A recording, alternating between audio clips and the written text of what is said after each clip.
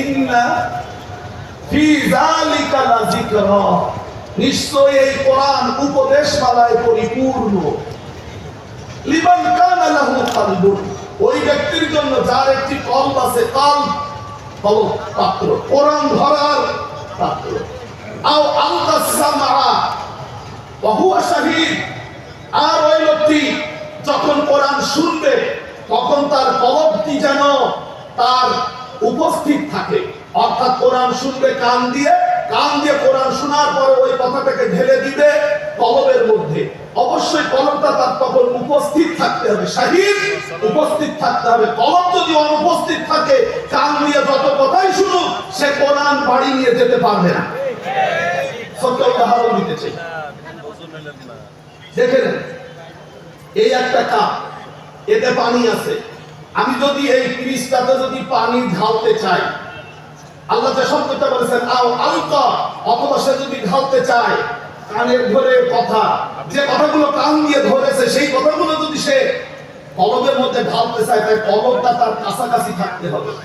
এইখান থেকে যদি পানি ঢালি তাহলে পিরিসে পড়বে এবং পিরিস ধরে রাখতে পারবে, ঠিক আছে না?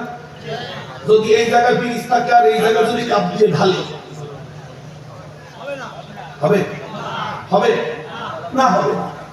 এই জন্য আল্লাহ বলেছেন কানের নিচে, কানের সোজাসুজি যেন কলবটা উপস্থিত থাকে। আপনাদের কলব কি উপস্থিত আছে না? ছোটবেলায় দ্বিতীয় শ্রেণীতে যখন পড়তাম, সেই 1977 সালে, তখন দ্বিতীয় শ্রেণীতে একটা বই পড়েছিলাম বাংলা বইতে, ওই বানর এর কলিজা নাকি খুব সুস্বাদু। এ কথা নাকি কুমির জেনেছে, জানার পরে কুমির খালি ঘুরে বেড়ায় কোন জায়গায় বানর পাওয়া যায়। তো দুইজনের জায়গা তো দুই জায়গায়, একজনে থাকে ডালে ডালে, আরেকজনে থাকে পানিতে। কুমির খোঁজ করে কোথায় বানর পাওয়া যায়। শেষ পর্যন্ত দেখে যে একটা খালের উপরে কাজ করে একটা গাছ, ওই গাছের বানরটা স্বভাব সুলভ ভঙ্গিতে বাংলামি করতেছে। তো প্রথম দিন কলিজা খেতে চাইলে তো আর কলিজা দেয় না, সেই জন্য বানরকে একটু বন্ধুত্ব করার জন্য কুমির খুব চেষ্টা করেছে বন্ধু বানানো। বন্ধু বানানোর এক পর্যায়ে গিয়ে কুমির দাওয়াত দিল যে দোস্ত, এই আমার স্ত্রী না পিঠা তৈরি করেছে, তোমাকে পিঠা খাওয়াবে, তুমি তো পিঠা খুব পছন্দ কর, তাই না? তাহলে ঠিক আছে দাওয়াত। আমি তো যেতে পারবো না তোমার বাড়ি, কারণ তোমার ঘর বাড়ি তো হলো নদীর মাঝখানে।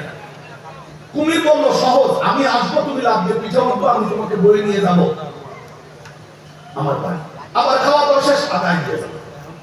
যেই কথা সেই কাজ, কুমির আসছে, বানর লাগবে পিঠে উঠেছে।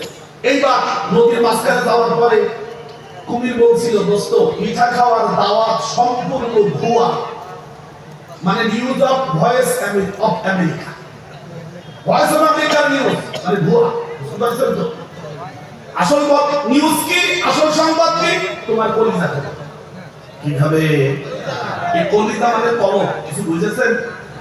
এইবার বানর চিন্তা করলো কুমির তো একটু বোকা, দেখি বুদ্ধি খাটায় বাঁচতে পারি কিনা। বললো দোস্ত কি কলিজা খাবে, সেটা আগে বল না। কেন? আমার কলিজাটা তো সব কাছে থাকে না, এটা তুমি ওই যে গাছে দেখো না, আমার ওই গাছে ঝুলায় রাখি।